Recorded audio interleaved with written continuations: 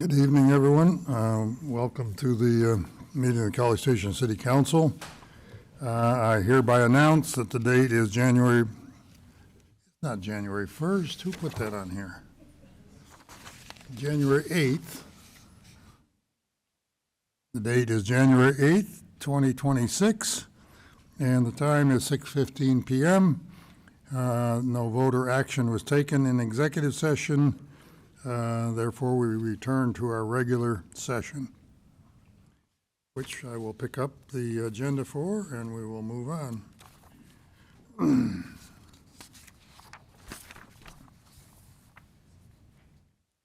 think everybody here, the ones that are going to be speaking tonight, know what the speaker protocol is. It's in the agenda packet that was picked up outside, and everyone follows that. I'm pretty sure we don't have much problem with that. Tonight, we're happy to have a proclamation to present, and that proclamation will be read here in a moment. I'll invite the involved people forward, but this is a proclamation presenting and proclaiming January 24th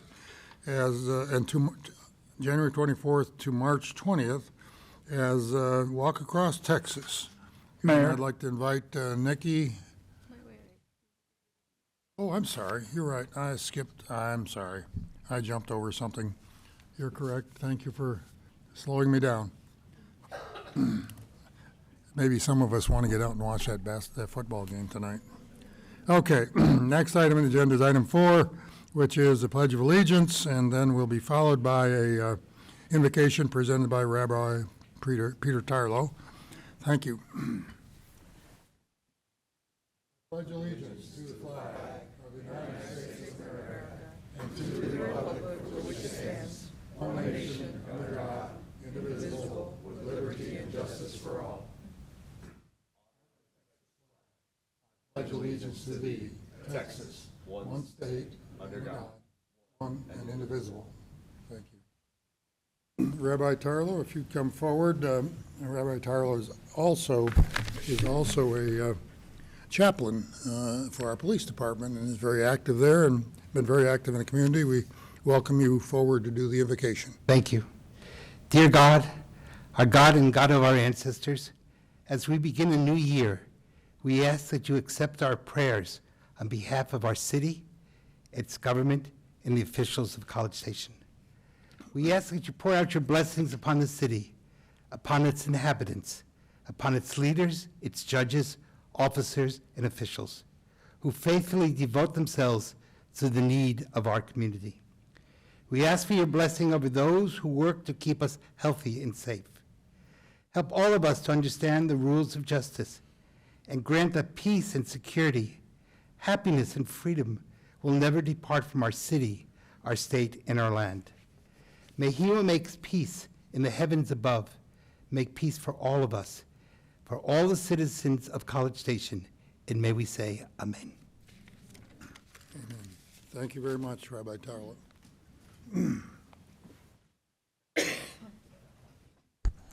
Now, I guess I can proceed with where I was. Thank you, council members, for reminding me that I had jumped over something important. Item 5 on the agenda, presentation, proclamations, awards, and recognitions. 5.1 is a presentation proclaiming January 24th, 2026 to March 20th, 2026 as Walk Across Texas. I'm inviting forward those individuals that are involved in this. Nikki McDaniel and Barbara, why don't you come forward as well if you're here, since you're helping to organize this. I'll come down in front and we'll do the recognition.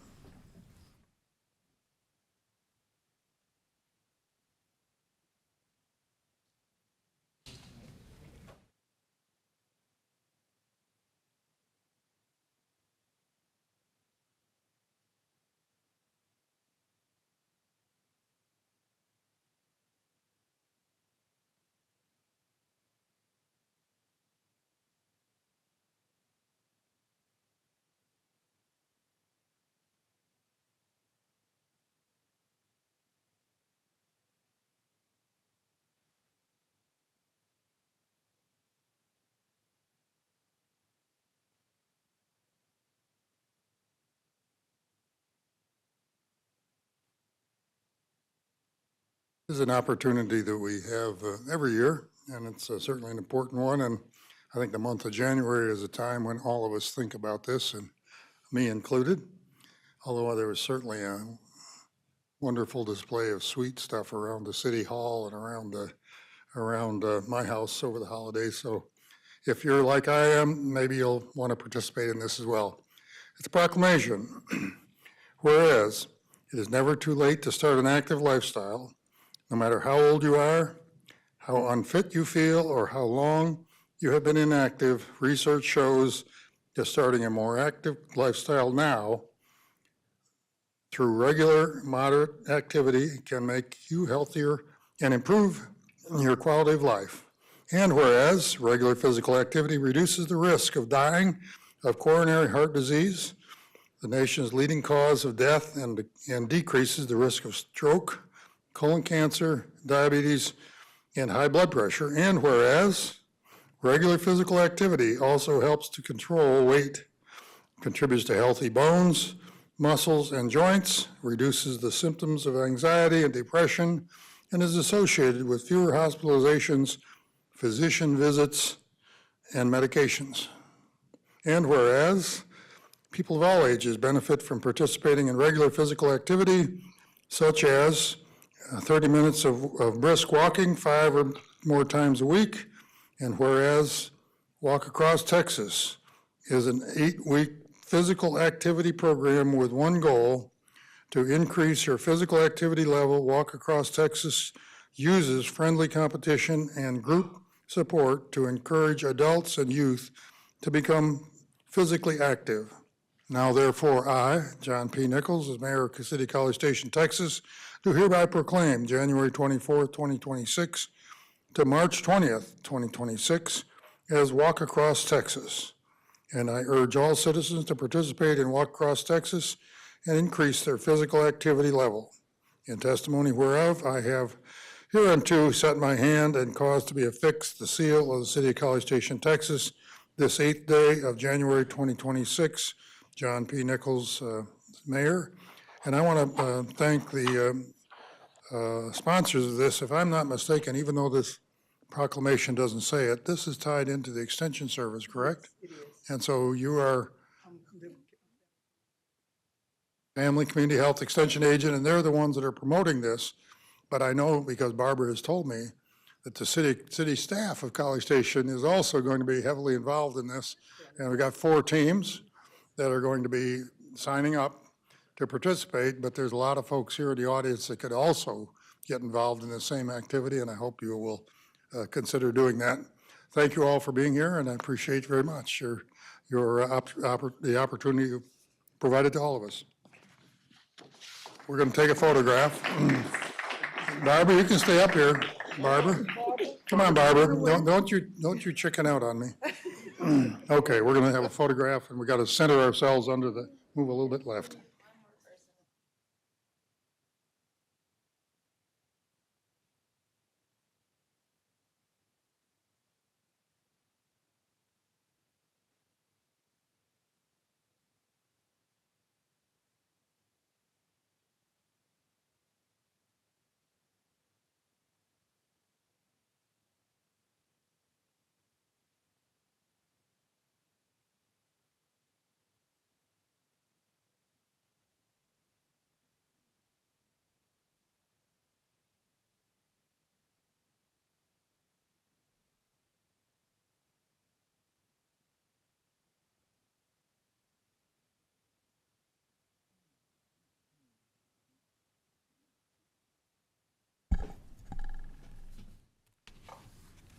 Okay, great opportunity for all of us to get engaged a little bit. Having completed that, we move to item 6, which is Hear Visitors. I have, 3 people signed up for Hear Visitors. I know you're all familiar with the 3-minute rule. There's a timer in front of you there to follow. And I will introduce first Mr. Robert Rose. Robert is first on the list. He'll be followed by Nicole Cameron Gallucci, right?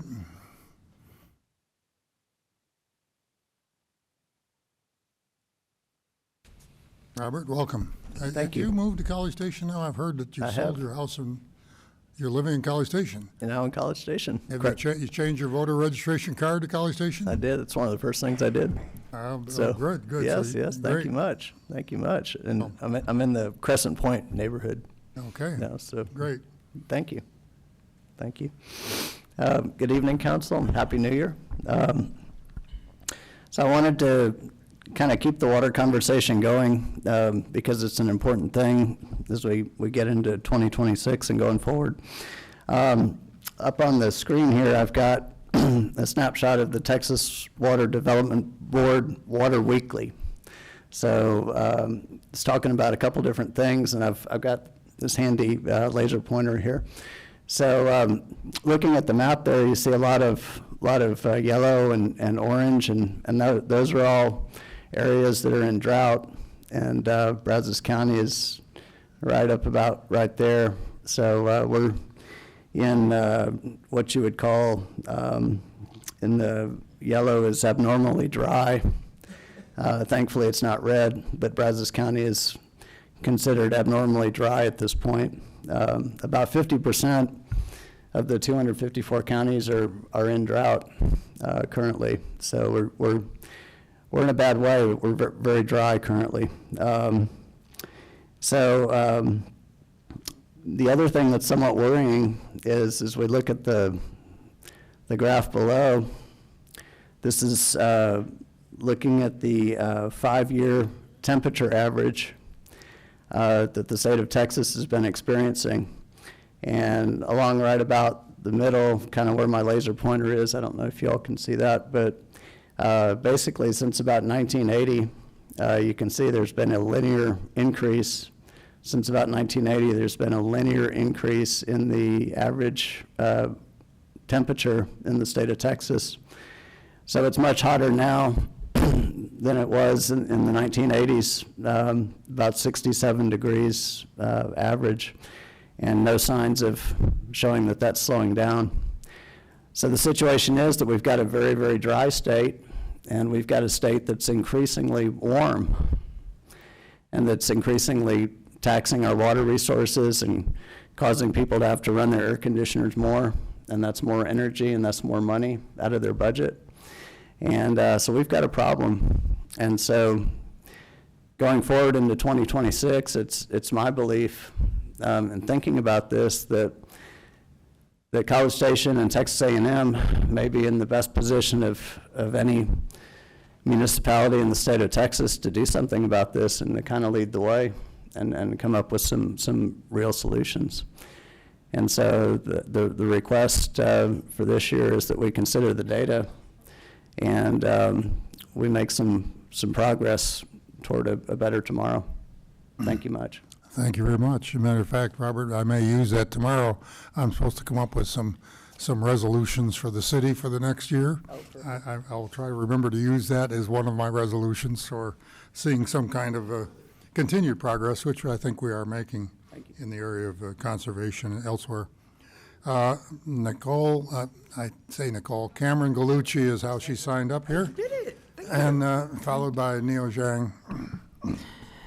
Good evening, council members and mayor. Thank you for opening the floor to the public comments and announcements. I hope you all enjoyed some time off and that 2026 brings us good things. Speaking of the new year, changes in insurance coverage are kicking in. How will rural services and our medical facilities that serve the Brazos Valley bear the effects? I'm Nicole Gallucci with Brazos Valley Alliance, a nonpartisan information outlet. On January 24th, we are hosting a town hall that will include literature and representatives from different organizations and an audience Q&A with our panelists. Margaret Battle from Battle Insurance Agency, Felicia Benford, the Community Relations Director at Brazos Valley Health District, and Terry Sabella, the CEO of Health Point, Texas. How is this going to affect families, self-employed residents, and disabled citizens? And what are the alternative resources in this region? Come to the Mounts Library on Saturday, the 24th, from 10:30 a.m. until 12:30 p.m. to learn about the resources that are available and the changes that are being made to covered services. Free to the public, light refreshments will be available, and Miriam Moreno will be providing Spanish translation. Thank you, and we hope to see you there. Thank you, Ms. Galucci. Mr. Neo Zhang will be the third your visitor speaker. Please come forward. Before he starts, let me make note that Councilmember White is attending virtually while he's on the road on business. Okay. All right. Good Thank evening. you. Welcome. Thank you. Good evening, Mayor and Council. Happy New Year 2026. My name is Neo Zhang, a resident of Edelweiss neighborhood. I want to start with a deep gratitude. I'm able to ride my cargo bike with my children today, every day, because of the vision within the 2010 Bicycle Pedestrian Greenways Master Plan. That document laid the foundation that allows my family to enjoy the city's system to its fullest benefit right now. Under that 2010 plan, I am identified as Group A confident cyclist able to command a vehicle lane. But as we transition to the new Active Transportation Master Plan, we have an obligation to evolve.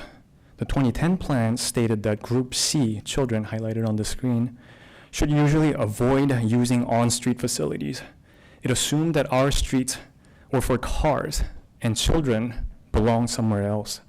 We can do better. I'm asking the council to support the formal adoption of youth mobility as a key performance metric in the new Active Transportation Master Plan.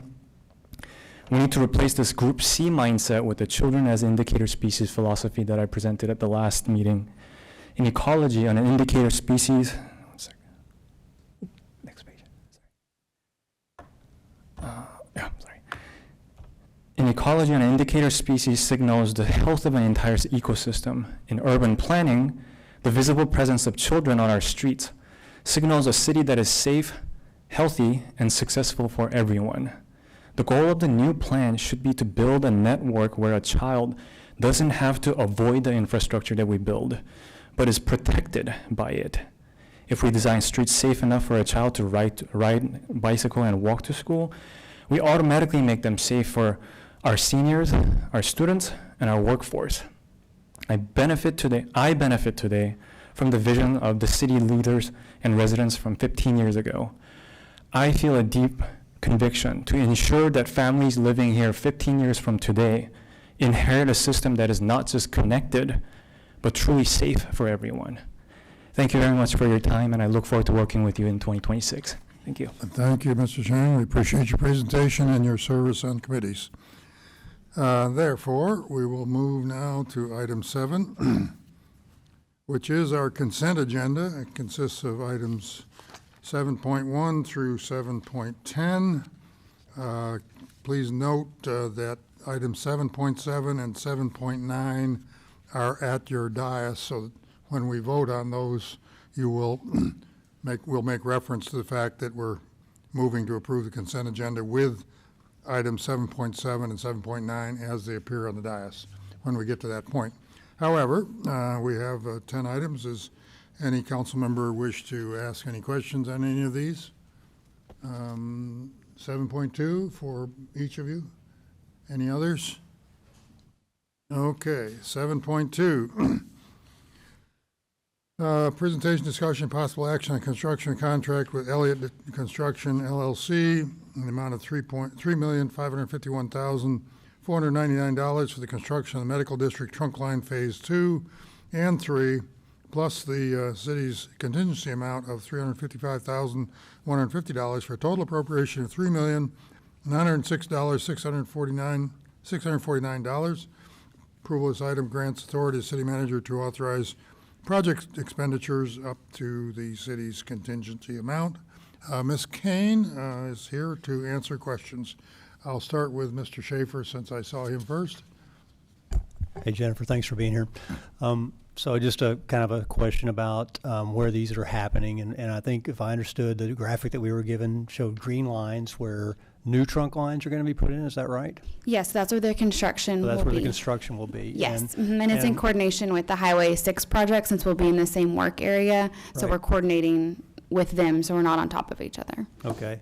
And then there's the question that you might guess I might have is that when I look at that, I see that one of those is seems to be in conflict with the Lick Creek Hike and Bike Trail. And I just wondered, kind of from a technical standpoint, I realize construction is temporary and that everything will be put back together, but how is that, how's that going to work? Or do you know how closely it conflicts with that?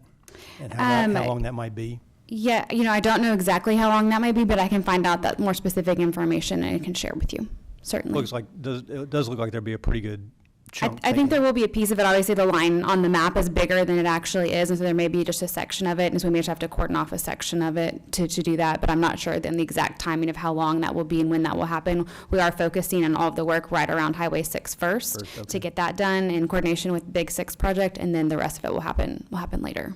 Thank you. Mr. Yancey? Thank you, Mayor. Thank you, Mrs. Kane. There's a utility relocating in support of the Big 6 that's a overlap in this or a piece of this. Is that correct?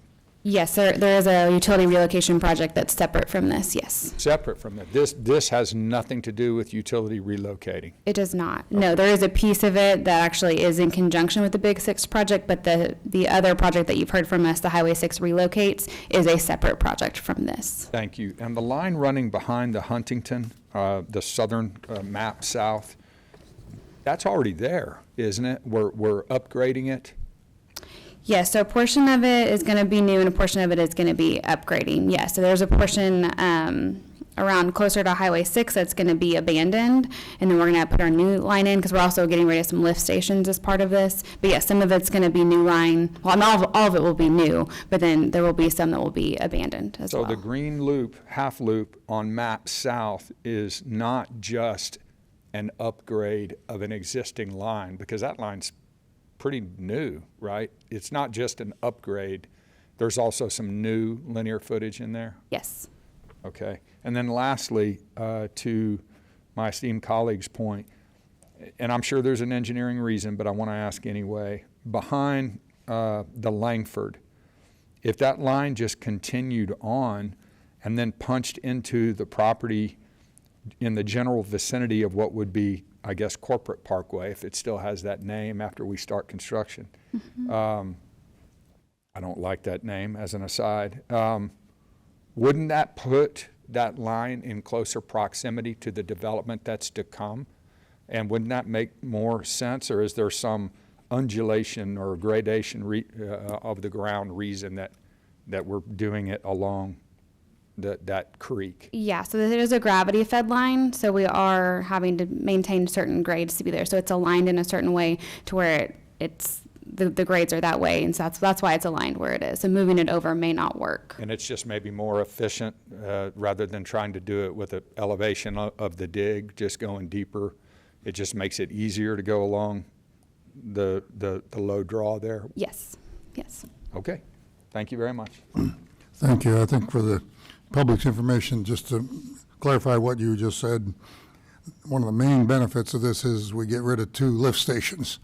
And that's part of the reason for the new development is to get a gravity line so that we don't have to have 2 lift stations operating anymore. Correct. We have to have lift stations some places, but in the old days, those worked. But since we're doing further development, and I would say your point's well taken about newer development down there that will probably connect into this line, but it'll drop into that line on a gravity as well from wherever that property is. So following a creek is always a good idea, as civil engineers have taught me. If there are no other questions on 7.2, I will note that 7.8 we have received 4 written comments. Those are, and that relates to the flock cameras. You have that in your packet for your consideration, but those are written comments only. So I haven't heard of anything further on the items 7.1 through 7.10. Hearing nothing else, the chair will entertain a motion regarding the approval of those consent items, keeping in mind that 7.7 and 7.9 are approved as appear on the dais. Move approval. Mr. Schaefer's motion approved. Mr. Wright is seconded. Any further conversation? All right, I take that motion again to include 7.7 and 7.9 as they appear on the dais. All those in favor say aye. Aye. Opposed? The motion carries unanimously. Therefore, we'll move to item 8, which is the workshop. Mr. Couch, Chief Couch is coming forward. This is a presentation, discussion, possible action on mental health resources available to the community, and he'll be doing a briefing. As a workshop item, I do have one citizen signed up to speak after his presentation and our questions. Chief Couch, welcome.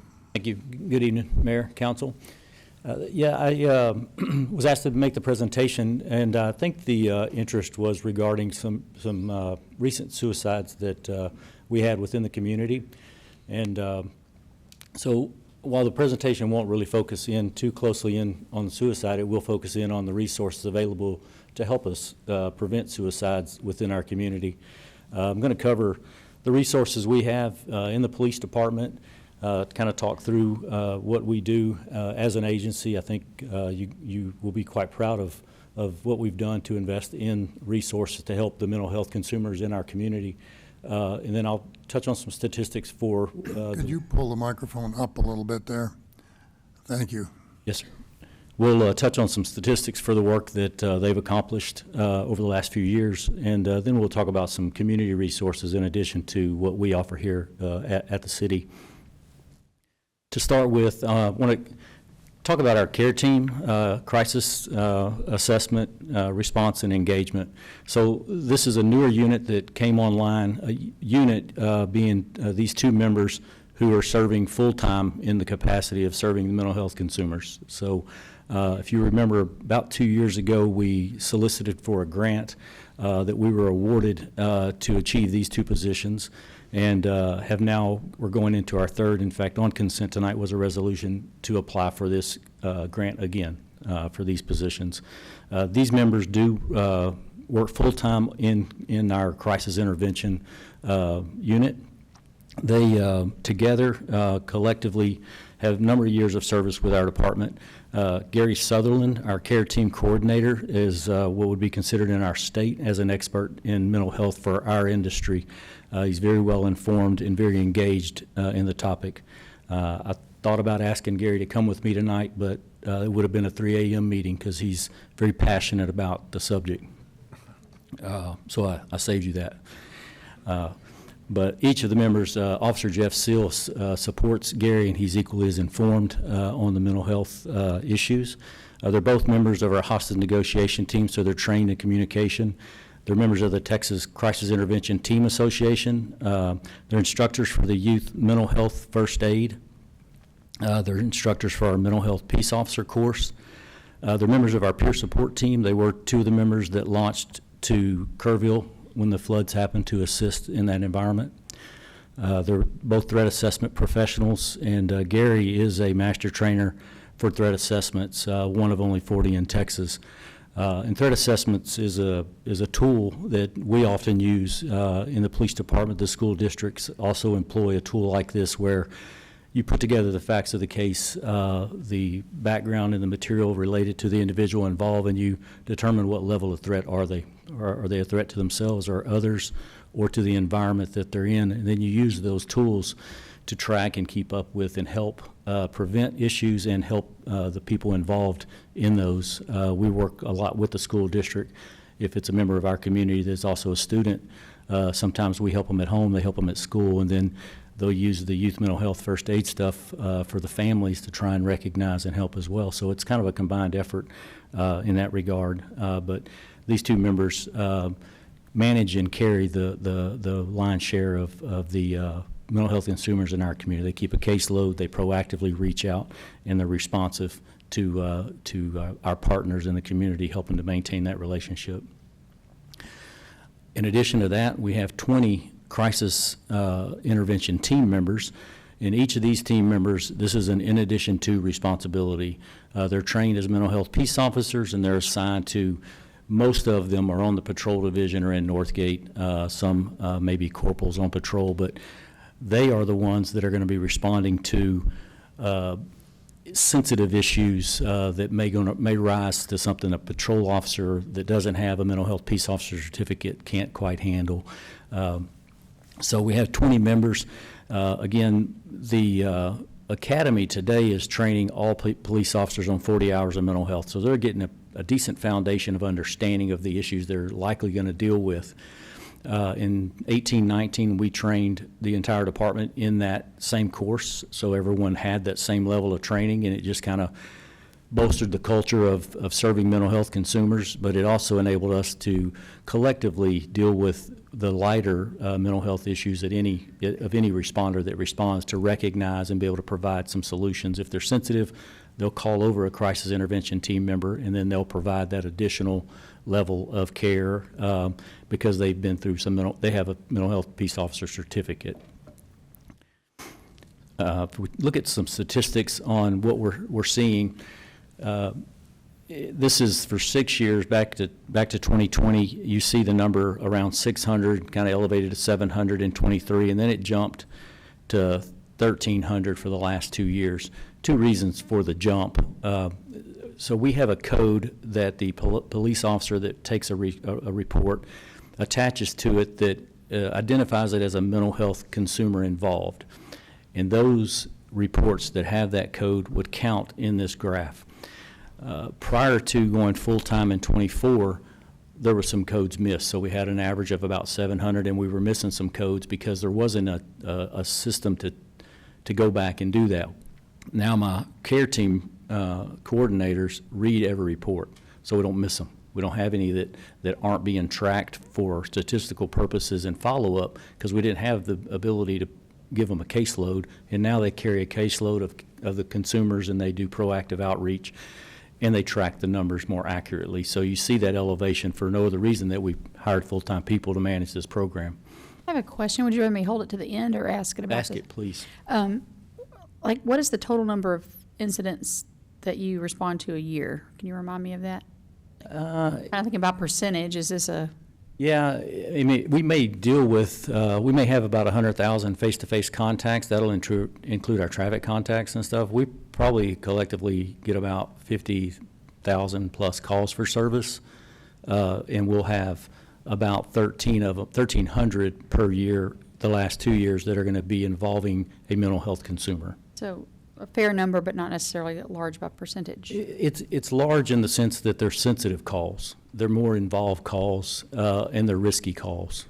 That's still a lot. That's like 3-ish plus a day is really what that breaks down to. That's significant. Absolutely.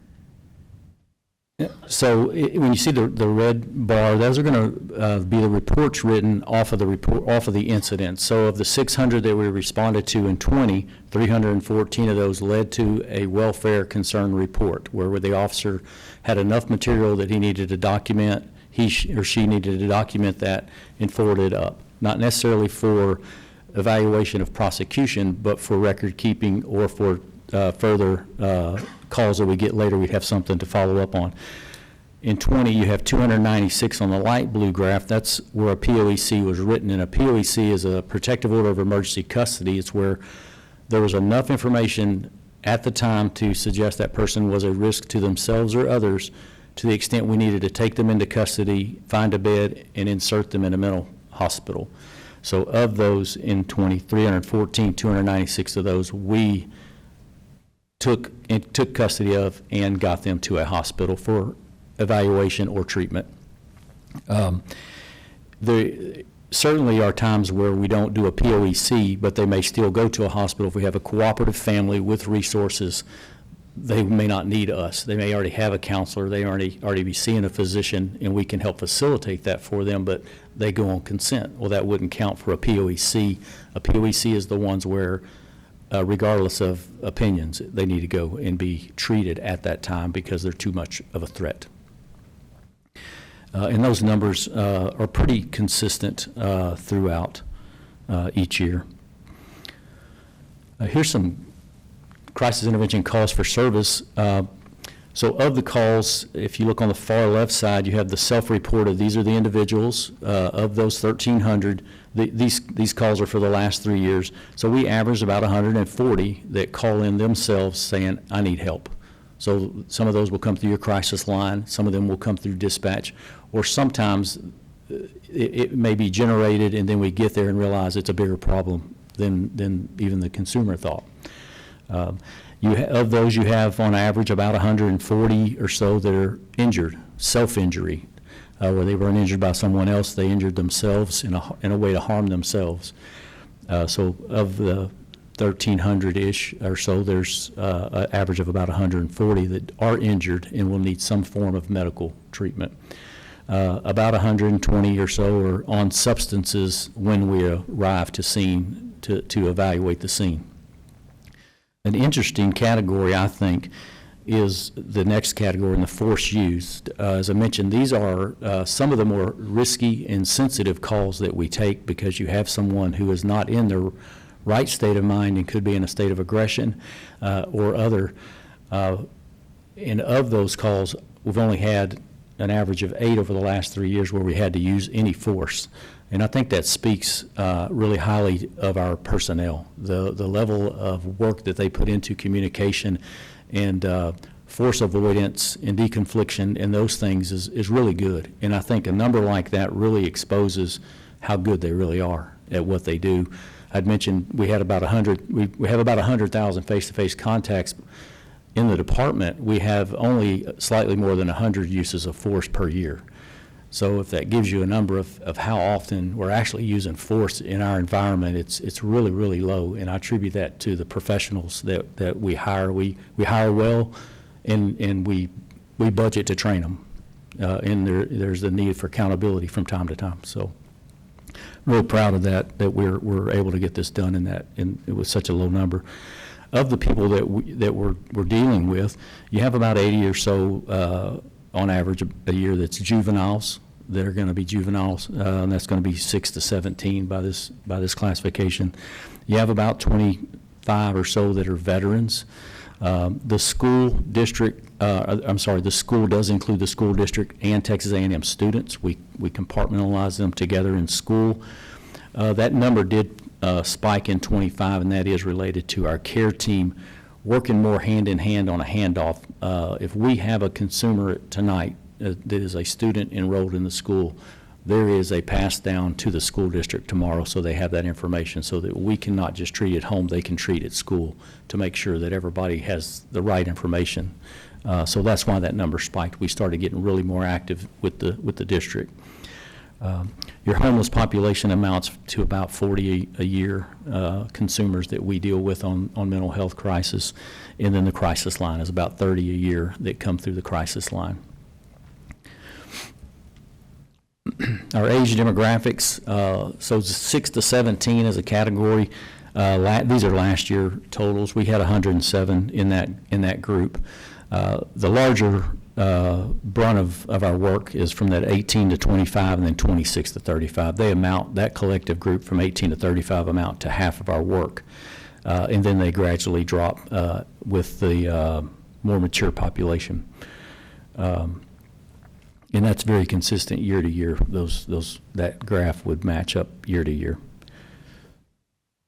Some community resources that we utilize often and that is available to our community is the 988 suicide hotline is a real good resource. It's heavily used. We get calls from that group into the community. That's a good way for someone that is experiencing some suicidal ideation to reach out. Certainly they could reach out to any of these groups and probably reach someone that can get them to help pretty immediately. The Veterans Crisis Hotline is through 988, and it's really intended for the veterans, and they'll be routed into someone that speaks that language. MHMR, Authority of Brazos Valley, MHMR does a lot more than just provide crisis hotline, which they do, but they provide counseling services. They respond to scenes. They respond to hospitals. They're very active. In fact, as a department, we house and office a counselor from MHMR next to my care team. They have an office at the PD so that we have immediate access to each other, and that we do that for our consumers here in the community. Both College Station Bryce ISD employee counselors, they do threat assessments equally on each campuses, and then they have the ability to refer into the community to bring in resources or allow the students to go out and solicit the help they need.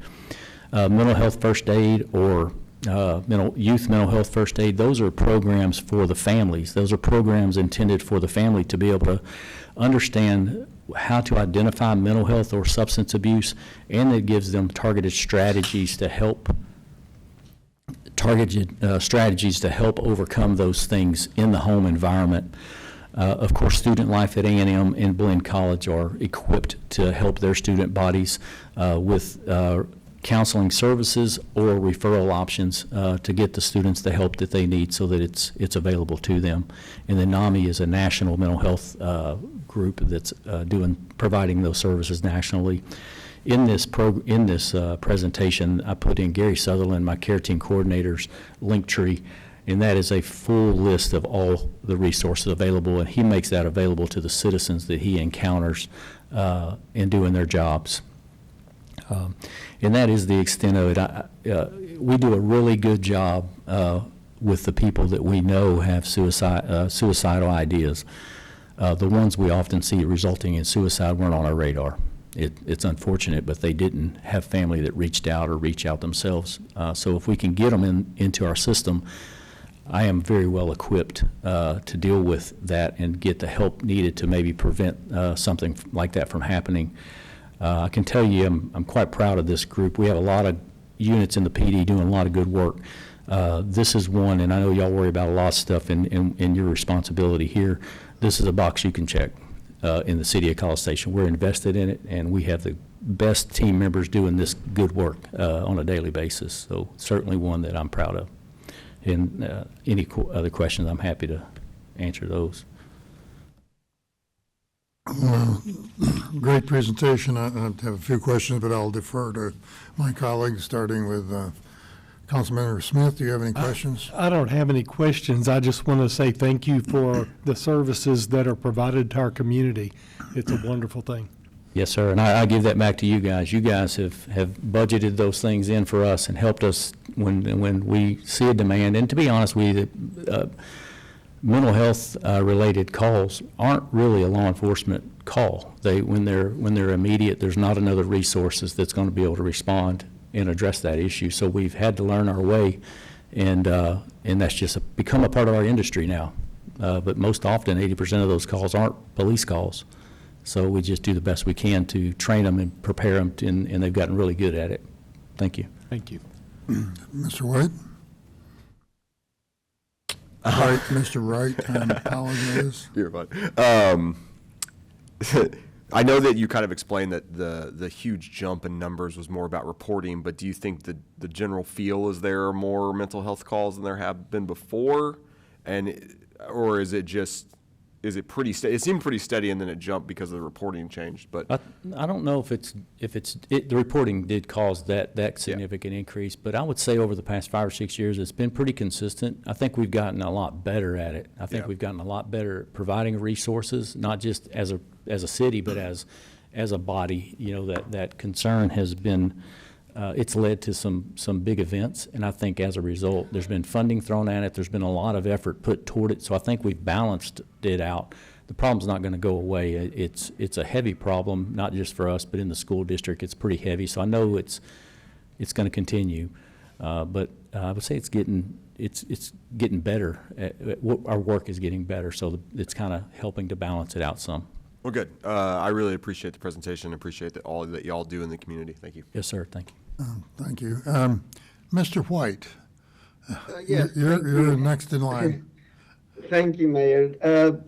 Chief, thank you so much. I applaud everything that you're doing in this area. This is a very special area for me. I support this area wholeheartedly. I see that you've really kind of taken a good care of the young population. I know that the older population, there's not as many incidences, but I encourage you to maybe reach out to the Brazos Valley Psychological Association. I've worked with them extensively. Back when I was working in that industry, they provided some pro bono services. So, you have the psychological folks, you have the LPCs.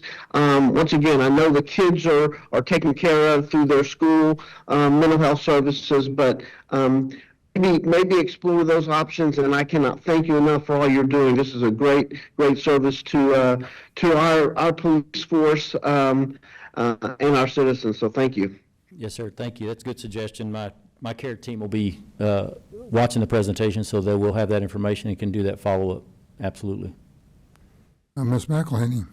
So first of all, thank you. This was an agenda item that I requested, and I'm glad the rest of the council supported me. But honestly, this is not the direction I was expecting to come from. I did not know to even ask to see what resources you guys might have available, and I'm frankly blown away. It's a very robust program. My request, though, stems further and deeper into the community. I want to know what kind of community resources, mental health resources are available, where our deficiencies are, and we're throwing a lot of money around on real fun, sexy things, and the reality is that we may have some public health issues that we need to deal with as it relates to mental health.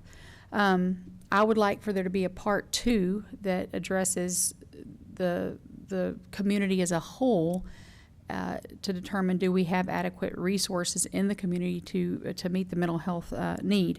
I calculate this, about 3% of the calls you guys get have a mental health component to them.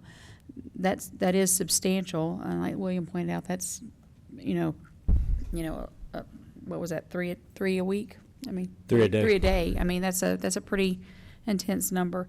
You mentioned the welfare hold. Where do you guys take the folks that are going on that mandatory hold? There's probably about 12 or so hospitals that we utilize. But none here in Brazos County, or do you? No longer, no, ma'am.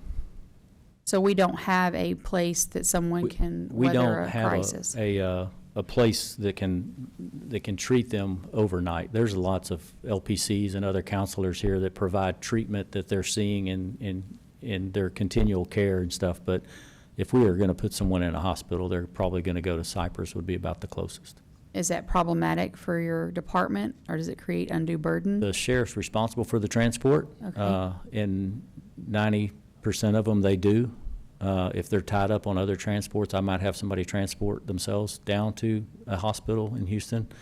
But the sheriff is responsible for that, and I don't know, I'm sure he would appreciate more staffing because the demand does fall to him for the transports.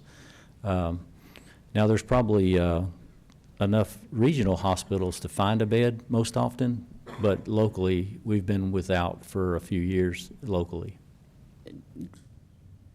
Obviously, there's a need here. Is funding, do we know why that closed? I don't know. Who had it when it was here? Was it a standalone or part of one of our current hospitals? It was standalone over off Rock Prairie. I don't know, I couldn't speak to the reason they stopped the patient services there. These are the kind of questions that I would like to know more about. How do we handle acute crisis locally versus? I will add the center that was set up for mental health is a substance abuse rehabilitation center now, so they still do provide a valuable service to the community in a different way. Yeah, let me just clarify this community-wide discussion of mental health resources been around for quite a while, and it revolves around, very specifically to your question, why did that particular facility change? As I understand it, you need to have a psychiatrist, which means an MD that's trained in not only as a medical doctor but psychiatry, in order to, I guess, certify a overnight holding kind of facility. And they did have one in town, but that person, family left for some whatever reasons, and therefore they didn't have the capability of keeping their certification in that category, could not attract another one. That is a challenge. It's just like the medical examiner's facility that now has countywide support and has hired a official accredited medical examiner. Now we can, in this community, carry that out. But Well, those folks are already dead. I'm concerned about saving the lives of the no, ones. I agree. But the point is, you're exactly right. And the larger community discussion that revolves around where do you find a holding facility locally. And as I understood it at the time, it depended on whether you have a psychiatrist who is willing to be the official medical doctor involved overnight to manage that process. So that's part of the story. There may be other comments. Yeah, the city Councilman Rob manager- was going to add a little bit of what I know of it, and then also maybe ask some questions, because I think the challenge is as a city, this is not something we do. So, I mean, I think, and I say that because I think maybe there needs to be some discussion about what we would bring back. I think we certainly have pieces and we touch it, and you got a lot of people in the city who maybe understand it because of the nature of working in the city, but it's just not what we do. Now, a few years ago, we had someone in the community in a prominent role at A&M who had an extensive background in it and was really kind of leading an effort with us and the county and Brian and other folks about trying to look. I mean, it was right after that, the one facility we had closed down. And I would say even at that time, most of our role was we understand there's a need. We don't know the need from a standpoint of like how you determine that or how we'd be able to tell you, other than we know when we have to deal with certain things operationally, what we have to do. So at the time we were supportive of it. And really the challenge is funding. It is. It is that, from my understanding, which I am far from an expert on this, but just telling you what people have told me, is that making it financially viable was a challenge. We worked with the hospital systems, who also, play a big role in that, because they're consumers. They're sending folks to those facilities as well. So I think there's certainly a desire to have it. I don't know that we as City of could come and give you a good presentation, kind of what you're talking about. So I guess one of the things I'm thinking about, or maybe I could get feedback on, is the request maybe that we try to start a conversation in public, not just like you want me to go talk to folks and get people in and maybe open up about what they'd be willing to do. Because I think the real short answer is that there is a demand for a facility, and it is just going to take money, and it's going to take money from a lot of folks here. So I don't know if that helps, but what I don't want to do is go back. I think we've kind of given you what I think we could really speak to, but we can certainly facilitate, and I think there's absolutely on our side the acknowledgement that like there's opportunity for partnership. It just does not fall within our span. It does with PD because of it's had to. Sure. No, I feel like there's a need. At the very least, we've identified a need. Yeah. What was it, 90? Could you flip back? How many of them do you take to? So you have the light blue liners where we know we wrote a POEC and took them. Okay, I mean, you're having at least every other day someone that the county's having to transport to a facility that's miles away. That's just our numbers. That would include what's happening at the sheriff's office picking up, or even the city of Bryan or A&M. So like I said, this is not something that's shiny that we can, build and look at and celebrate. But I think there's enough of a need that maybe that conversation should be started.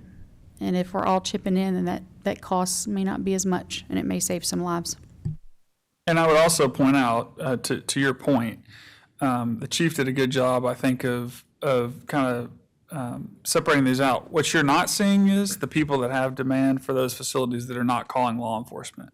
And we all know that is a bigger number. So if we're talking outside of just what the chief is telling you operationally, if we're just thinking about the community at large, there are a lot of folks out there who are having to go somewhere. And then there's another big number of folks out there who, because there's not somewhere to go, never never get that help. There's never a call, there's never a place to go, and, so. your most vulnerable populations aren't the ones that are calling asking Right. for help. You sometimes need to So just I, extend so a hand. just to go back, I think you kind of said it, and at the end, maybe you guys can talk about it. We certainly can come back, but I think we would be more effective in our role at trying to lead a conversation more so than try to give you answers as to what exactly we need. Mr. Yancey. Thank you, Mayor. Thank you, Chief, for a great presentation. I was generally familiar, but you added color and background, and I appreciate that and Yes, sir. everything that the department's doing. And might add that fire also provides like on-site counseling in the case of property damage and loss of life and et cetera, et cetera. Is that correct? Yeah, I think they have some nexus to it when they have something where there's some trauma involved. Yes, There's sir. Some trauma-informed care. Every year, all organizations, and I believe the city is involved, and I believe the police department is involved in the community health needs assessment. And year in and year out, mental health tops the list. And it does. I just got from Arthur Davila at the health department, we just got it back, and just got it today. And mental health is at the top of the list. The reason we have a challenge with this is because as a nation, we have not made the decision to make a commitment to it from a funding perspective. And so what happens is folks with private pay and folks with Cadillac insurances, they and or their family members receive a greater level of care than does the general population who don't have access to those resources. But and until we make that decision to prioritize that at the national level, we're probably always going to face challenges, I believe. The behavioral health facility is now, on Rock Prairie, is now Promises Health. Right. David Ludlow, CEO. Do we have interactions with them? I know they don't have their Medicare, Medicaid number but they do, there is some overlap. Yeah, we use their services. We've been there. Our guys are familiar with the facility and use it, but it's pretty specific on what they treat. Yep. And then also on Baylor Scott and White and St. Joe's, you obviously have some interactions there. They need PD's help from time to time, correct? Often. Yeah. Yeah, we're there often. Yeah. We do our best to, if it's something where we can handle it without the hospital or a jail diversion and get them into a facility, that's our optimal decision on most calls like this.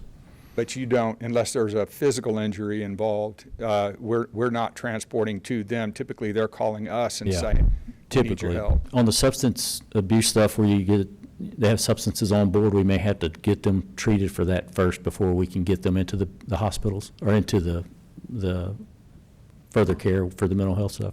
Yes, sir. A very challenging and frustrating problem that we face across the country, and I appreciate the extraordinary efforts that the police department's put forward to address it here locally.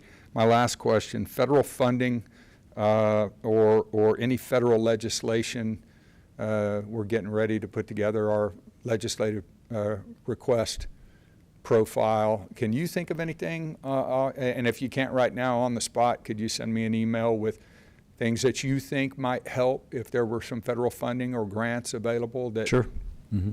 And we're still pursuing some of the grants for the mental health stuff. About 2 years ago is when, you're right in the sense that there wasn't a lot of funding available, and they were putting it just on cities, and we were doing it with part-time guys. About 2 years ago, the grants that we were getting for other things started opening up for mental health, and I think our industry started then securing full-time help. So it's starting to open up more for mental health. But yeah, I'll look and see if there's anything out there that may help in a greater sense. We have to put together a platform. Might as well put something on there for it if there's something you think would be helpful. Very well. Thank you very much, Chief. Thank you, Yes, Mayor. sir. Mr. Schaefer. Thanks, Mayor. Thanks, Chief, for being here. I don't really have anything to add except to say thank you. It sounds like, listening to my fellow council members, we still have some work to do in the community, and I'd be up for assisting with that, but I know that you all are doing a great job in the part that you play, so thank you for letting us know about that, and we appreciate that very much. Yes, sir. Thank you, and I appreciate you bringing the agenda item forward. I think it's important to at least share that our resources in the city are strong in this area. Let me come back to a couple of those questions. In your slide of collaborative organizations and whatnot, you think the question was raised about EMS, City College Station, substantial resources in emergency medical services, which I'm quite sure, as you indicated, emphasize more the physical harm or damage that somebody might have either from a fire or just a fall in their home and they call and need somebody to help them get up. Right. But in the case of, it seems to me, some of the medical intervention, maybe on the substance abuse side, do they have access to Narcan or They do. Narcan? Do you have it? Does every Officer patrol has Narcan, yes, sir. Every patrol officer Yes, sir. has that in their vehicle, and so On if their they're person. making a call, and that's Yeah, they're equipped with it on their person. on their person. And Okay. I don't know the number tonight, but we've saved countless people with Narcan. Well, and presumably that, at least in some of these cases, I see substance abuse is maybe 10% of the total calls. I just was wondering whether you don't have the fire department up here specifically, but maybe that doesn't mean that they're not a collaborator. Oh, absolutely. Yeah, and that wasn't intentional. We work, consider them part of the city. They don't have crisis intervention trained staff. They would call us in the sense that they get to a scene or they're on a scene and they need help for a mental health consumer. They're going to call us and we're going to respond just like any other call, but they're not necessarily trained in crisis. Your team has a little more holistic follow-up capability than would a particular EMS. Absolutely. Especially with the care team on board now, we are really engaged with our consumers locally. The other question I had, item 7.9 that we just passed on the consent agenda is authorizing you to pursue another grant. This one's for crisis intervention program. This is through the Office of the Governor. Now, is that federal money that they're passing through? It's a pass-through. It's a pass-through. It is a pass-through, and that is for the care team members. The two of them, the staffing. That's right, and Right. vehicles. Well, I don't know if the vehicles, we've gotten the vehicles, so I don't know that they're going to be on the recurring grant, but they're part of the grant. What happens when that funding goes away and they say, well, I'm sorry, you've had 3 years of funding, we can't do it again? That discussion has occurred. We've placed funds into the budget for those positions. Should we not get the grant, they're going to be funded. That was in the budget. Now, we hope to use our grant funds that are available. Yeah. I applaud you for going after the grant funds. It's always important to Absolutely. We've gotten pretty good multiply at that. leverage the funding that the city can provide. That's good. Are there any other questions from council members? I have one citizen signed up to speak. Mr. Cepak, would you come forward? Valen Cepak would like to speak on this topic, and he has 3 minutes. Yeah, this is a unique one where I'm not coming to you in any official capacity of anything that is, important towards the city. I wanted to come in front of you because in case you've never met someone, I am one of those statistics. I had a friend get worried and didn't know what I was going to do, and they called. And so they showed up. And it was one of those situations that kind of woke you up when the officers showed up, and it kind of gave you a perspective of like, okay, people do care. I've had 3 major bouts with this stuff, and I got to tell you, it's not easy. It's not. Knowing that he's here and they're doing that, man, it makes me happy. But I just wanted, in a sense, to show you that these are real people. And, man, I apologize. When you got some of the toughest warriors on the planet, SEALs, Special Forces guys, die the same way, you got to know it's a war, man. And I got to tell you, the guys who showed up for me were great. The first time this ever happened to me, and I got transported to St. Joe's, I tried to overdose, and they locked me in a room. And I think for me, the experience of being locked in a room at St. Joe's was more scary than the actual act itself, because there was you didn't know anything. You didn't know what they were trying to do. You didn't understand, like, they want to help you, but they're not communicating, kind of what's going on. When Chief Couch's guys showed up, it was very clear, this is what we're here to do, this is how we can help you, and that's what's going on. But yeah, more than anything, I just wanted to show you that it matters. And in case you've never talked to someone about it, I wanted you to know that I'm right here, and I have no problem talking about it. Not my favorite thing to talk about, but part of my story, and I serve a really good God, and he's put me in a position to walk away from it, and so I honor him in talking about it and talking about what can be done in the future. So if you have any questions, happy to answer them. If you want to reach out to me, I think all you have my phone number, but wanted to show that those aren't just statistics. I'm standing right here. So Thank you very much. Appreciate your presentation. Mayor, Yes. if I could just for a second, and I know y'all have certainly rightly talked about how great work our people do, but I'll take a little bit of privilege here, and I just want to say, certainly is the folks at the deck plate, and we have incredible people who specialize in this. I think one of the unique things, and Chief mentioned it, is the level at which every officer we have understands this, because the problem is that our folks go out there and they don't always have the heads up to be able to send the exact person who you want to send, so they're all prepared for it. And that, combined with the expertise and the effort that they put in to train on this, is why we get the results we have. And that is absolutely a result of the leadership in our police department. And we had this discussion, years ago, when we were going through these, about talking about, do we try to hire more civilians for mental health?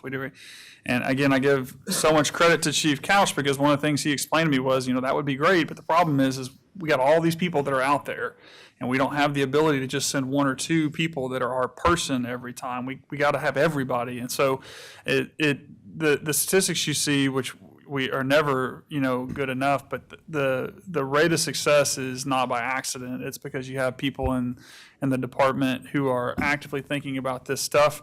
And, you only get to this place because years before us, somebody was thinking about it and building on it. And I know this will be part of a continued conversation. And I also want to let you know that it doesn't just happen on the public safety side. We do a lot of really good things in our organization, and we've seen that come to play in different ways, where folks who drive our solid waste vehicles get out and assist in first aid. When we have somebody be electrocuted, and it's our employees who help bring them back to life. One of the things we piloted this year was a mental health first responder course from volunteers within our organization who are learning how to do some of the things Chief talked about within the organization. So just to say, outside of the great stuff that happens in the city intentionally, I think it is part of a culture in our city. And I'm also not only proud of the people in the organization, but very proud of you guys to lead on this topic, because it isn't necessarily a department that we have in the city, but it's certainly something that affects all of us. And so just wanted to say that as a part of it, because I'm super proud of the way the people in our organization have, I think, been out front on this when there weren't necessarily resources and there weren't things bringing it to the forefront. They were out there doing it, and that's the only reason we're in the position we are now. So thank you. Thank you, Mr. City Manager. Chief, thank you on behalf of the council. I think you've heard from all of us. We very much appreciate the initiatives. This doesn't just happen because the problem's there. The resolution or the solution or the addressing of those problems happens because of good leadership, and we appreciate your leadership and that of the others that are involved in this team. So thank you. Thank you. I give the credit to the team. These guys are, like I said, you'd be here till 3 a.m, Mayor, because they're so passionate about it. So thank y'all. Appreciate it. Very good. And thank you, Mr. CPAC, as well, for being here and sharing your thoughts. We move now past the workshop to the regular agenda. First item is item 9.1, which is a public hearing Presentation, discussion, and possible action on Budget Amendment 1, amending ordinance number 2025-4612, which will amend the budget for 25-26 fiscal year. That's the past year. No, that's the current year. I'm sorry. Amending our new budget in the amount of $32,714,163. Miss Mary Ellen Leonard. This Budget is the Director. first budget amendment for FY26. As a reminder, the budget process, we have to publish a hearing notice. That was in the Eagle on January 1st. Today, we're holding the hearing, and at the end of this, we'll ask council to approve the amended budget as well as the interfund transfers. The items that are in the budget include the following. The encumbrance roll, which is those goods and services which were budgeted in FY25 but had not been received yet. That amount is $10,481,379. 75% of this amount is vehicles. Next, we have prior year one-time SLAs that had not been encumbered yet. These were items that council had approved, but they had not been encumbered or expended in 25, so we're requesting that they roll forward into FY26. The amount is $1,252,784. 1/3 of this is for the Brazos Transit funding that was approved earlier this year. The aquatics department in parks needs a full-time recreation coordinator. They are going to be using some of their part-time money, so the next item is just the addition of 1 FTE. Next, for Channel 19, we need an overhaul of the equipment and a reconfiguration of the control room. We'll be using PEG funds for that, and it is $135,000. There was a council item that was brought to council and approved on 12/11/25 for the sale of millings of $325,000. The next item just allows us to spend that sale money for additional maintenance. If something happens with that contract, the fund can cover this increase. The next item is the addition of the funding for the Arts Center for $350,000 for the installation of the Lyle Lovett and Robert Earl Keane statues in the Northgate District. There is a request for an early fleet replacement for the electric fund of $210,000 because of high usage on a piece of equipment, and as discussed in the encumbrance roll, it is taking us a very long time for us to get vehicles. Therefore, we would like to be able to order this vehicle now so that we will be able to get it before the vehicle dies. Same with the next item, which is an additional vehicle for Fire Station number 7. We would like that vehicle to be here by the time the station opens, so we need to be able to place that order now, if at all possible. And lastly, in the operating budget amendment items, we have a $600,000 deposit that needs to go to TxDOT for the trees that will be replaced along with the Highway 6 project that is going on. So the total amount being added to the operational budget is $464,163. Next, we have the capital project items that are being added. The largest of this is the capital budget encumbrance roll for the electric department. Similar to the operating items, these are capital items in the electric department that had not been completed in FY25, and therefore we need to continue the work in FY26. The Dowling Road Pump Station is 2 variable frequency drives that operate high service pumps that deliver the treated drinking water, and there was a major failure related to those, so we need to replace them. That's $1.5 million. There is a new capital project for an additional cemetery columbarium that will be paid for from the Memorial Cemetery Fund for $950,000. For the State Highway 6 project, the existing utility relocation project needs some additional funding due to the material pricing and timeline increases of $4 million.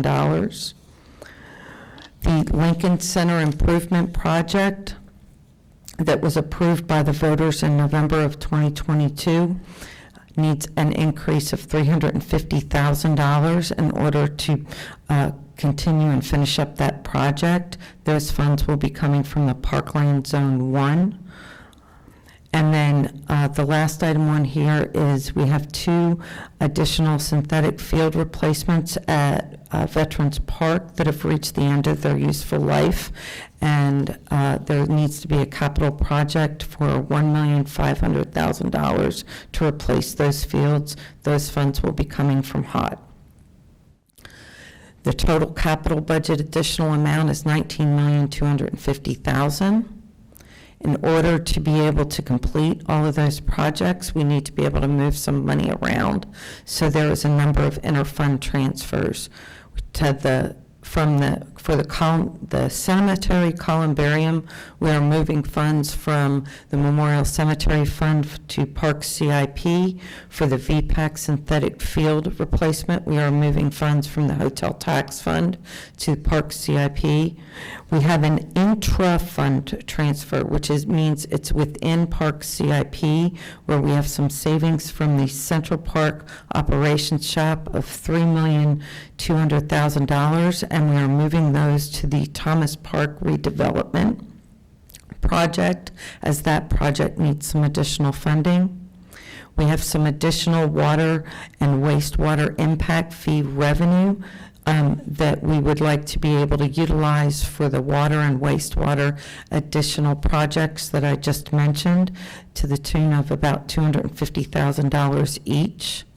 And then the State Highway 6 relocation, $4 million that was discussed earlier. We need to move that money in cash out of the water and wastewater funds to the water and wastewater CIP funds.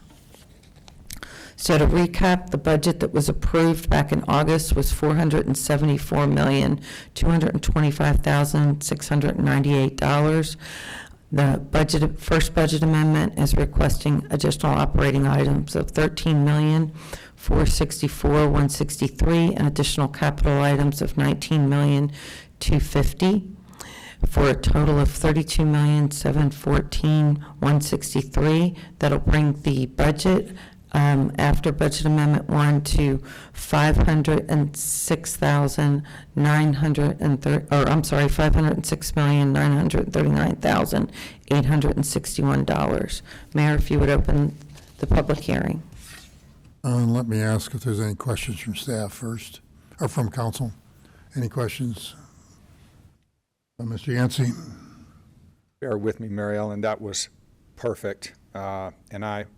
For my constituents, at least a couple of them, who are confused by our budget amendments,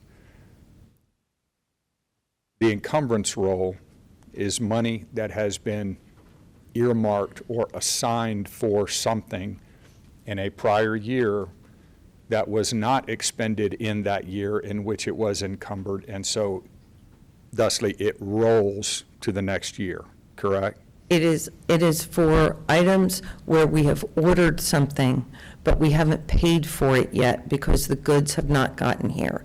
So most of it is for vehicles, trucks, police cars. So we've ordered these cars. They were approved last year in the 25 budget, but because the cars aren't here, we haven't paid for it. So I need to ask permission again to pay for it. So it's been encumbered, and it's got to roll to this year so that you can get it done. Correct, because we didn't include it when we bring the budget to you before, because we would think that the cars would be here, but they're not. Right, and then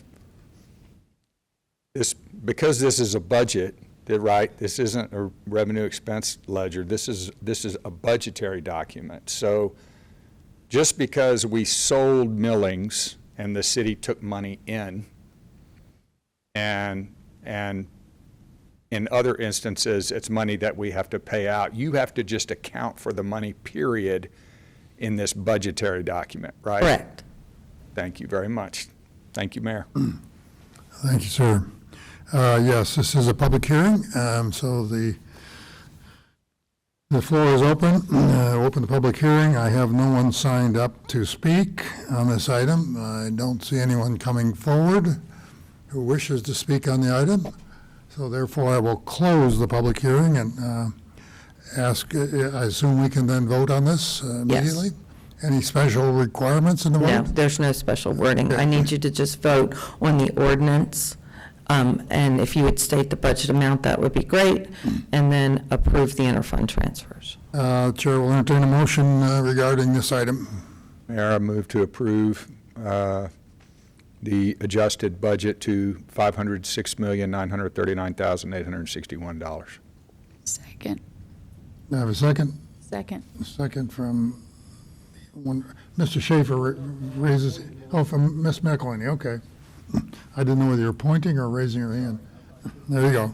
So we have a motion and a second on the floor regarding the approval of this encumbrance rule net budget amendment.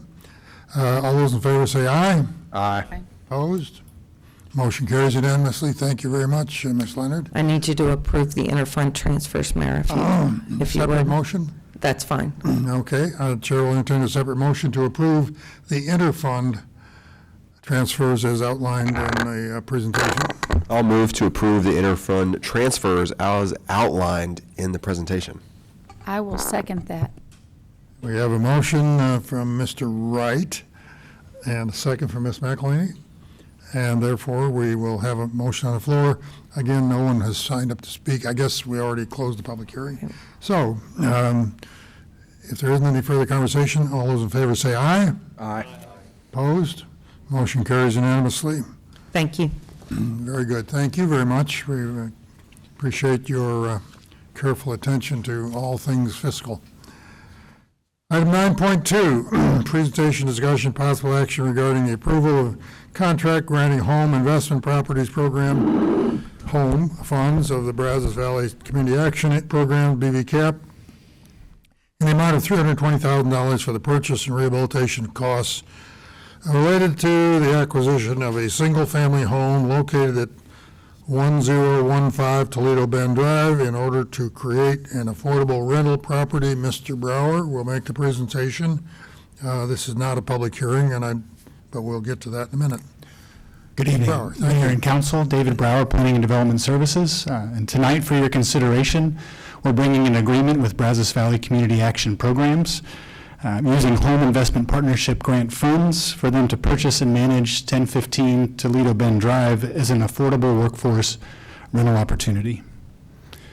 An RFP seeking proposals from qualified nonprofits was released in late October. One response was received from BVCAP. This agreement would fund the $285,000 purchase of 1015 Toledo Bend Drive, a 3-bedroom, 2-bathroom, 1,700 square foot home in the Midtown Reserve neighborhood. It will also provide a customary developer fee to cover administrative expenses, build organizational capacity, help ensure long-term management of the unit, and incentivize future partnership. BVCAP will complete minor renovation of the unit after purchase to include adding gutters, replacing appliances, and minor exterior renovations. BVCAP has partnered with the city since 2013 to provide affordable rental housing using both home and CDBG funds. They currently operate 19 affordable units serving families at or below 60 or 80% of the area median income. These units include 1 fourplex, 6 duplexes, and 3 single-family homes. Notably, all 3 single-family homes are in neighborhoods with a homeowners association, and the city has not received any complaints from surrounding residents from any of BVCAP's units. All current BVCAP tenants are employed locally, working for the school district, both cities, the county, Texas A&M, churches, nonprofits, and various other local businesses. They're either employed locally or retired. 29% of city employees earn an income that would meet eligibility thresholds for a 4-person household to be able to rent this home. As a qualified nonprofit organization, BVCAP would be exempt from all property taxes, including the municipal management district tax. This is through a community housing development organization exemption that would be filed with the appraisal district. BVCAP would, however, pay homeowners association fees, and they'd be responsible for meeting all requirements of the homeowners association. And with that, staff's happy to answer any questions, and representatives from BVCAP are here to answer questions as well. Any questions for staff or BVCAP? Ms. McElhaney? I do. David, I know that affordable housing is an effort that we are putting close attention to. It is my perspective that, well, I guess let me ask you a question. Can those funds be used for down payment assistance? They can, and we currently have funds budgeted for down payment assistance as well, but these could also be used for down payment assistance. So is there anything about the RFP where we're specifically looking for a house to buy to be rented out, or was that RFP open to any particular, could a down payment assistance program been part of that as well? Not a down payment assistance program, but it could have been an ownership opportunity. Yes, ma'am. So we were looking, it could have been a rental or an ownership opportunity. Okay, thank you. Just to follow up on that before we get off that topic, we have a down payment assistance program, correct? We do, yes, sir. Have we fully subscribed that in recent years? We have not, and so we have funds available in down payment assistance, correct? we do, and we're currently doing them. Yeah. We've raised y'all approved raising the amount from $50,000 to $80,000, and that's sort of unlocked So a that few did, deals and, lately. and I'm just following up on Ms. McElhaney's questions about whether these funds could been better used, and I'm putting words in your mouth. That's Well, not this what was you an said. opportunity to ask him questions. I have other comments that I was holding back on Okay, until after we well, I was have. just thinking about whether that, we'll leave it at that. I just wanted to clarify that down payment assistance. Mr. Yancey? Thank you, Mayor. Thank you, Mr. Brower. Very good presentation. The new, or one of the new approaches in your line of work is for these funds to be used in a kind of a dispersal pattern all over a community rather than focusing on a single neighborhood. Is that correct? Yes, sir, that's correct. And how many homes, whether it's BVCAP or, anything federally subsidized, flowed through the state, comes to us, matching funds, use it or lose it, all of those rules, how many homes throughout the city, how many domiciles? Was that number that you gave us the total number or just BVCAPs? That's just BVCAP. Our other partner that does rental housing is Eldorade, and they have 24 units in College Station.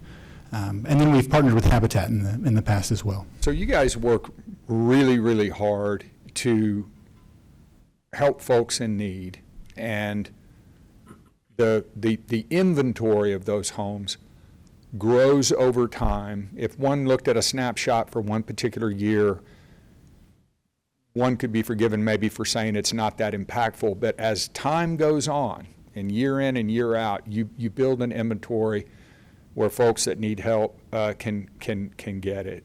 And going all the way back to the early 90s, my experience as an employee with the City of College Station is the partners we have in this space and the people that get into these homes are so appreciative that they work hard to maintain them. And if anybody colors outside the lines or their lawn gets overgrown or whatever, usually the outside agency back then used to step in and make sure that the HOA's rules are in compliance. Would you speak to that, and do you agree with that?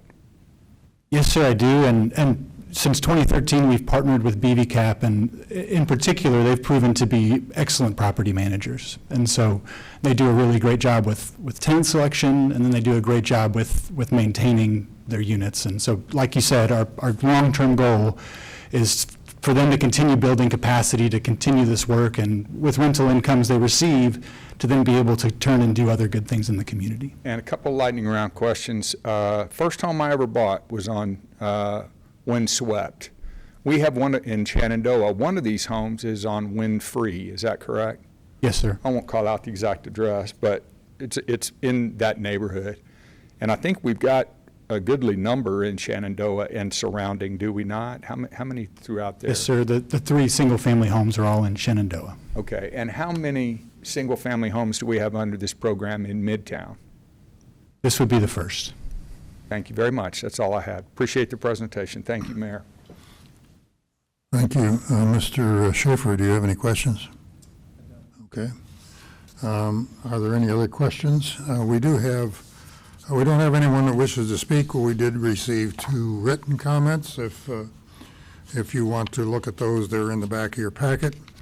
I think you've already received copies of those by other means. Does anyone wish to speak to BV Cap before you have another question? I thought those folks were going to speak. No, I have comments on it.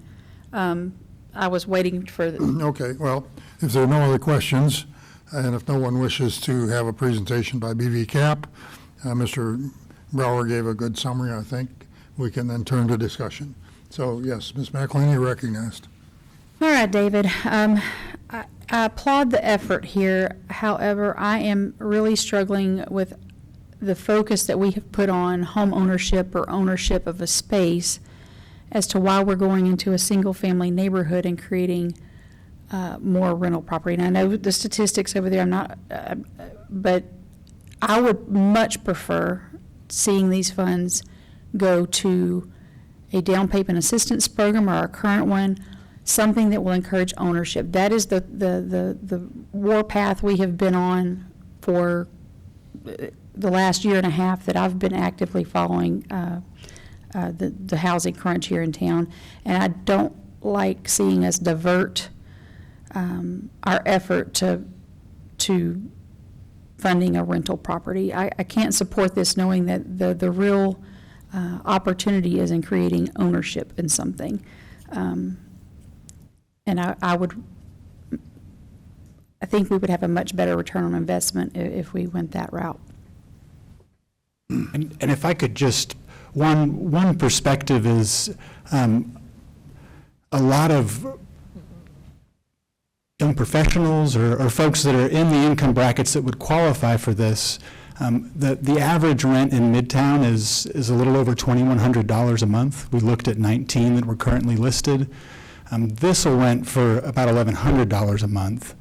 And so one thing that an affordable rental opportunity does for a family is allows them the space it creates a budget that allows them then to create savings to then be able to move into homeownership. And so that's one advantage that these programs have that can then help further facilitate homeownership in the future. So I just wanted to Move it one step back down the path. I look at this and I say, I can see that, that $320,000 could put 10 families in houses potentially with a down payment assistance versus one with,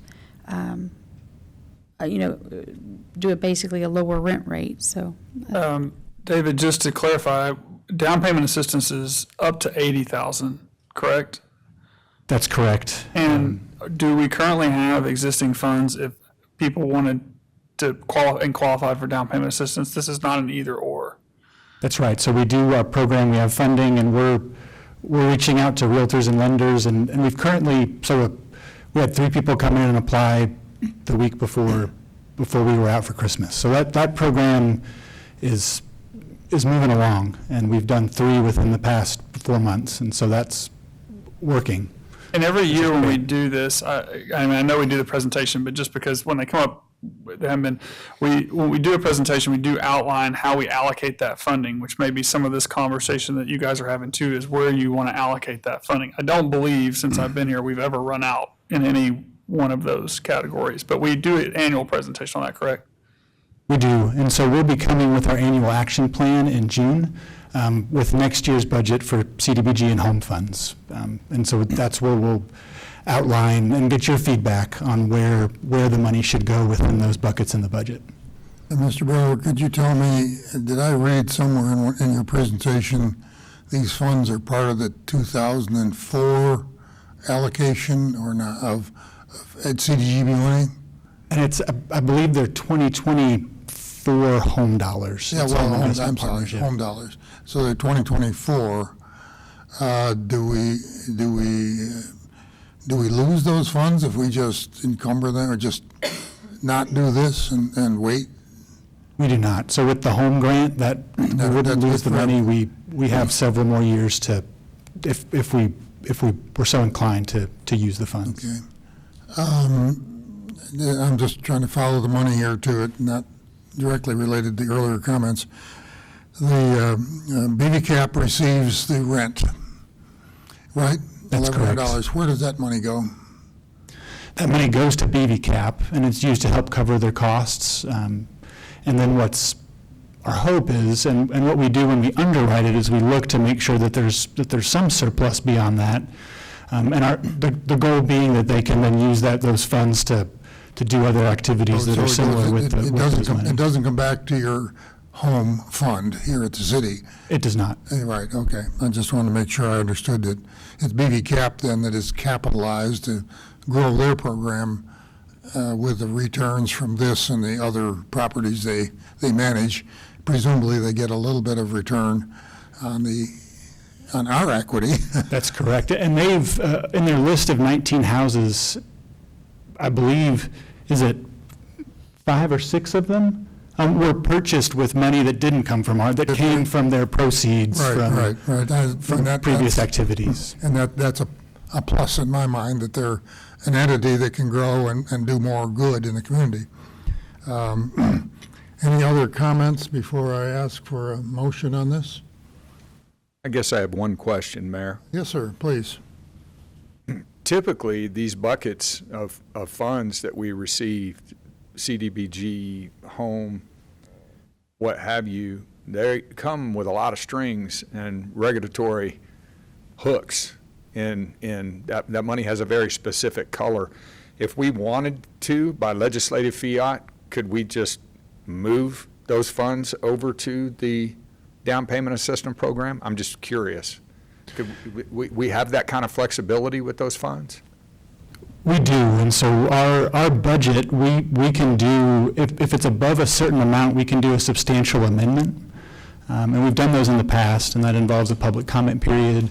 And so if we deviate from the approved annual action plan, the process is to do a substantial amendment, follow a public comment period, and then we can amend the budget. So your point is that it was the annual action plan that we adopted last June that allocated a certain amount of money for this purpose and a certain amount of money for down payment assistance and so forth. Yes, sir. Correct? Okay, so we're operating within the plan that we had laid out. That's correct. Okay. And again, David will correct me or add to it, but to the point of some of this discussion, I think it was a few years ago, we did do a substantial amendment, and part of it, if I remember correctly, was because we were not getting participation in the down payment assistance. So we said, well, let's move it to somewhere we can. And then we also then came back and said, well, can we change the down payment assistance so that we can get more people back into using it? So other than doing it annually like we do, it is up to council to kind of set it from a philosophical standpoint, but also just to see practically if it's benefiting. And we will come back if we're not able to use it on one side, and obviously you guys can change it if you want to see it focused in a different direction. And Mr. White, I apologize, I've not been looking up at the screen. I should have asked for you to provide any thoughts or comments before we entertain a motion, if you have any. Mr. White, can you hear me? Yes, sir. I appreciate it. I am in support of this. I think affordable housing definitely falls into the category of both rental and ownership. And I know some people who have rented all their lives, and that is just their way of living. And I think it might not be for everybody, but I think this is a great program. And when we talk about housing, we talk about affordable housing, and I think that you have to take both considerations when it comes to rental and ownership. So I support this grant. Thank you very much. Anybody else have a comment? If not, I will, Mr. Schaefer, you want to make a motion? Yes, I'll make a motion. I'll move approval as presented. I'll second. Motion made by Mr. Schaefer, seconded by Mr. Wright. Any further discussion? Okay, all those in favor of the motion signify by saying aye and raise your hand. Aye. Aye. Opposed? Motion carries 6-1. So we thank you very much, Mr. Brower. Thank you very much to the folks from BVCOG, BVCAP back there. Appreciate your opportunity to work with you on this. I do recognize that there were some written comments that were expressing concern about it, but we have those in file and have considered them. Thank you very much. And we move now to item 9.3, which is a presentation, discussion, possible action regarding appointments to the following boards, committees, and commissions. I'll just read them. Planning and Zoning Commission, Bicycle Pedestrian Greenways Advisory Board, CDBG Public Service Agency Funding Review Committee, Historic Preservation Committee, Housing Plan Advisory Committee, and the Parks and Recreation Board. Representing the City Secretary's office is Mr. Ian Whittington. Do you have any direction, or can I make a motion to initiate things? Yeah, if you want to get started with the motion for the planning. I would like to, the chair will make a motion regarding the appointments to Planning and Zoning Commission. I move that we appoint Aaron Collins to a 3-year term, and that we appoint Jason Cornelius to a 1-year term, and also appoint him as chair of P&Z. Second. Do I hear a second? Second from Mr. Schaefer. Any further discussion? If seeing none, all those in favor of the motion regarding these appointments to P&Z, signify by saying aye. Aye. Aye. Opposed? Okay, motion carries unanimously on that. Now, Mr. Whittington, would you give us directions on the rest of them? I don't have mine all filled in yet. Okay, I'm going to collect the tally sheets, and we'll take a moment to fill in our tally sheet form over at the City Secretary's office, and we ask that the council take items 10 and 11, and discuss the council calendar and the committee, board, and commissions. Okay, Last couple of okay, very good. We will fill out our votes here, and then we'll move on to item 10 while he's tallying. I have to get my cheat sheet out where I've already marked it. And don't have to turn in the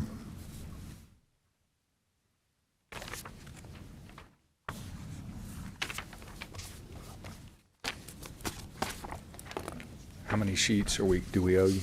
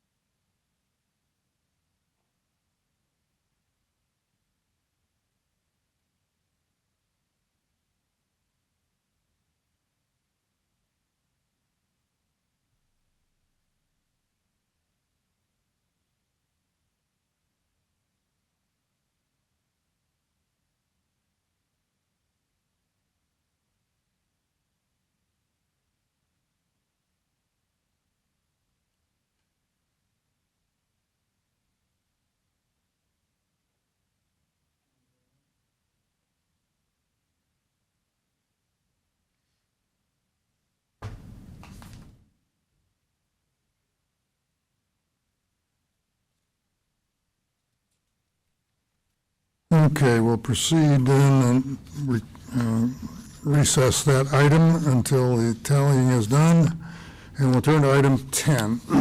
Item 10 is items of community interest in council calendar. The council calendar is attached to your docket in front of you. The very last page shows the calendar, at least for the, well, the council calendar is showing up here. It's history. Carries us through, that's the one up till tonight. That's the old one, okay. The one that's in our packet is showing the last one too. There we are. No, that's still the old one. That's the same one. That's still the old one. Somewhere you've got the updated calendar from the 8th through the 22nd. Somehow or another, that one comes up. You'll send it out to us. Very good. We'll get it. I would point out the proposed workshop items for the next meeting. We got some more board appointments. Impact fee report will be on the docket, and water services update at least is currently planned. So those are the items for the next workshop presentations. Moving to rest of item 10, items of community interest. Anyone else? Anyone have a comment on that? I'd like to just take a moment to recognize the passing of Mr. Kyle Cox. Kyle was well known in the community. I knew him certainly from campus activities, but I want to note that he was involved a little bit in some of the city activities, and he was one of those advocates that had that led us to taking a look at some of our pedestrian crossings, where we had to make some adjustments in the height of the buttons that were attached to that. We made some adjustments and put a little bit of capital into fixing a few of those at intersections that he pointed out to us. But he's always a gentleman of good spirits and very well known in the community, and his passing at a relatively young age is certainly sad, and we send our condolences to Kyle's family and friends across the community on his passing. Also, just note that the wife of Royce Hickman, Ms. Mary Hickman, passed this month. He and she were also very well known in the community, and Royce is the past president of the Chamber of Commerce and still active there, but Mary was a great team member as well. Other items of community interest we have on the 20th. Well, Colin, do we have anything certain regarding a proclamation for Mr. Aiden Ross? We will be celebrating that. Can I mention the date and the time? Okay. It's Tuesday, the 20th of January at 6 p.m. and 12:07. We'll have a special event highlighting Mr. Ross, recognizing his national recognition as a whatever that program is, Voice. The Voice, the number one nationally recognized winner of The Voice from College Station, graduate of College Station School District, and Mayor. Certainly a local individual, and we'll be celebrating that on the evening of the 20th of January at 12:07. And he will be there, and I've heard that he's going to actually sing a few songs. So if you haven't heard him live, this is the place to be. Yes, sir. Mayor and Colin, I thought there was some question regarding the possibility of holding it in just outside council chambers here in the rotunda of the lobby because of the acoustics, the difference between the two. Oh, they are going to. So there's a chance that it might be in there, right? It'll depend on the specialists in acoustics. Kind of why we're dialing it in tomorrow. What's that? That's why we're dialing it in tomorrow. You're dialing in. Well, I'll mention the time. It's still that date because his schedule is obviously filled up tremendously, and so we've got to shoot that window for that, and obviously he represents the community in a national recognition and one we need to recognize, so I just add that as an item of community interest coming up for those of you that are still tuned in. Other items of community interest? Okay, we'll move on to council reports on committees, boards, and commissions. Let's see, there was a meeting, Transportation Committee meeting? No, you haven't had one of those. I guess, well, over the last 2 weeks, it's been mostly Christmas and New Year's, hasn't it? Mayor, I have a question on Yes, sir. committee boards, reports, and updates. I can't remember, you chair or are seated on a lot of those, and we don't get a lot of updates from the dais from you on those during this. Well, I don't chair, well, if you want, MPO is not on here. If that's what you're talking about, but you're talking about council committees? MPO, BTD. I don't chair either one of those, but I certainly serve on both of those. Would you like to hear a report? Sure. On I'd love those? to know. Are they in MPO and BTD? Well, BTD certainly is. We didn't have a business meeting since the last meeting. We did have a Christmas party. I don't have anything else to report other than. Was it a good party? Pardon? Was it a good party? Oh, it was a good party, yes. Yeah, well, keep in mind, the BTD board, just for those that are not aware, and I'll turn this over to Ian in just a minute, consists not of just two voting members from Brazos County, and then there's 4 others as well. So there's now 6 members of the committee. The chair is Judge Peters, who maybe you recognize, returned to the office on Tuesday or Wednesday. Welcome back, Judge. Welcome back, Judge. And it looks like he's taking over again. So he has been absent, but the vice chair has been running the meeting. Over the last 6 months, we have hired a new executive director, Wendy Whedon, who had been deputy before, and John Macbeth has retired. So there we go. Ian, do you have a report? I do. Your results should be on the screen. If anyone sees an error in their vote, please call it out. All right, now tell me how you want to proceed with this. You want to make a motion to approve what's there, or just? Sure, let's go through them really quick. Do you want to announce the individual selected as I go through these tabs, or do you want me to do it? You go ahead and do it. Okay. So we got Kathy Langholtz and Carla Robinson appointed to the Bicycle Pedestrian Greenways Advisory Board, and their positions would be A and B as indicated next to their names.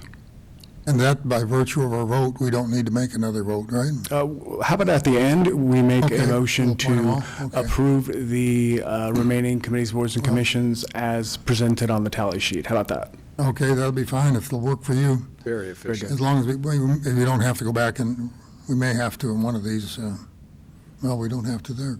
For the CDBG Public Service Funding Agency Review Committee, Lowry and Robinson were appointed. For the HPC, Ms. Harvell, Ms. Lancaster, and Mr. Lancaster and Ms. Maddox were appointed. Do we have to come back? Correct. Make a motion on chair for that one, not the others, correct? Okay. We need a chair for this one. So would we like to try to solve the chair problem now by virtue of vote? I'd be or- happy to, as long as it's in front of us. Would anyone wish to, can we just do it by vote? I instead move of- we appoint Linda Harvell as chair, Mayor. I'll second. And Mr. Smith seconds, and a motion was made by Mr. Yancey. So the motion was to appoint Ms. Harvell as the chair of that committee. All those in favor say aye. Aye. Opposed? Motion carries unanimously, and so Ms. Harvell's name will be placed in that vacant, that empty space there in that line. Very good, so you have the appointees there and the chair. Excellent. Housing Plan Advisory Committee, Aaron Ship and Brian Young were appointed. Very good. Now, we need a chair for the parks as well. Oh, excuse me, we won't need a chair for the parks. So Andrew Azrep was unanimous. Ms. Galucci received 5 votes, and then we have 2 tied at 3. If somebody moves a vote, we can break this tie. If not, then we will take these top 2 to a runoff. I'll move my vote from Ivy to Dr. Ryan F. Pittsinger.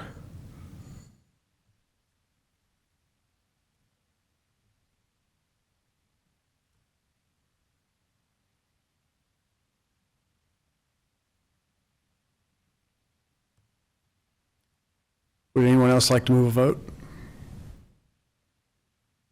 Okay, so then our appointees would be Ryan Fissinger.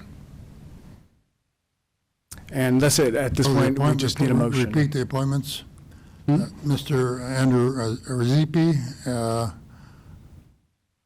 Ms. Galucci. Galucci, and Dr. Ryan Fitsinger. those 4 received a majority of the votes. And we had all 7 people voting. Yes, sir. Okay. Thank you, Mr. Wright, for moving that vote. Everybody okay with that? All right, and we already have a chair of that, so we aren't appointing a chair. Any more? Is that the last one? That was it. We just need a motion to approve the appointments as presented on the tally sheet. I'll make them. Oh, no, Melissa, by all means. I move we approve the positions as indicated on the tally sheet for the boards specified. And the chair of the, as indicated. All right, and we got a second, motion a second. All those in favor say aye. Aye. Opposed? Motion carries unanimously. All right, thank you, Ian. That is very helpful. Thank you, David, from your perch on the video screen. I love that. Thank you. Thank you. Well, we're not quite adjourned yet, but I know you've got a party to go to. If you're on the road, you always have a party somewhere. Okay, we've covered item 10 and 11. Any future agenda items that anyone wishes to bring I up? do, I have one, Mayor. Yes, sir, Mr. Shaver. Thanks. So I'm not quite sure the best way to articulate this, but we spent a lot of time and energy thinking about Northgate last year, and a lot of people participated in that. I would like to encourage us to have an agenda item that brings us back to Northgate and what I'll specifically call core Northgate, which is really centered around the parking lot owned by the city, and to have some just thought and discussion about that, potentially what I'll call a design charrette or a planning charrette of some kind that would help us really focus on what we might do, if anything, in the near future with that space. Do I hear, is there enough understanding? I would support that. We got 2 supporting. 3. Sounds like we have a unanimous support for that topic. We'll direct staff. Does staff need more direction on that? Do you? Okay, that'll be added to the future agenda list. We are directed. All right, as always. Any other comments on future agenda items? Yes, Mayor. Yes, Mr. Yancey. By virtue of its position as the most expensive approved capital equipment or capital improvement project on our list from our Monday exercise, and considering the fact that, and correct me if I'm wrong, we've never had a workshop or a regular agenda item to discuss outside of budgetary hearings, the Public Works facility. Don't you think it's appropriate that we hold I don't deny that. I want to just see if I can clarify it a little bit.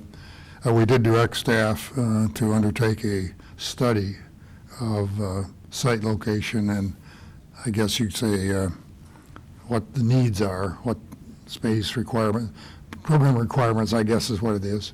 As I understand it, that study is out. For Mayor and Council, as Councilman Yancey pointed out, it's been discussed during budget for a few years and things, and the direction to staff, as I understand it, was to go out, consider the options, the costs, and to present that to council. So we do not have it on a future agenda, but it will be, Would be because that would be the next step, and we should be getting relatively close. So I think what's requested, we intend to do. Fair enough. Okay, and that would be a workshop item, I assume? Yeah, there wouldn't be any action. There would be direction from Direction, council, but there direction, wouldn't be any okay. action.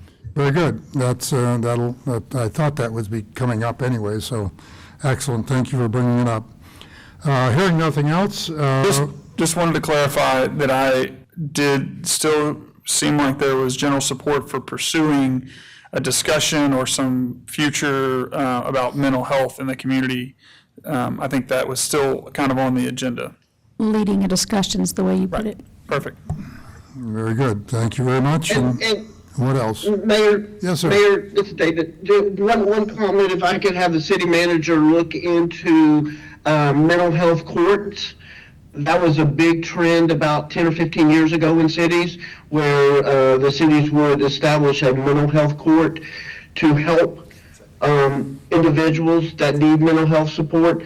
This is just another avenue that I think the city could get behind to help these folks in our community. So as we continue to talk about that, I would love to explore that option as well. Thank you. Okay, we'll take that as added direction. Yeah, and I would, just to point out, because it's come up, the Brazos County actually just established a mental health court, so we're happy to bring some information and bring those folks on to talk about that. Perfect. Thank you, sir. Very good. Thank you very much. Hearing no other discussion, this meeting is adjourned. Thank you all for helping.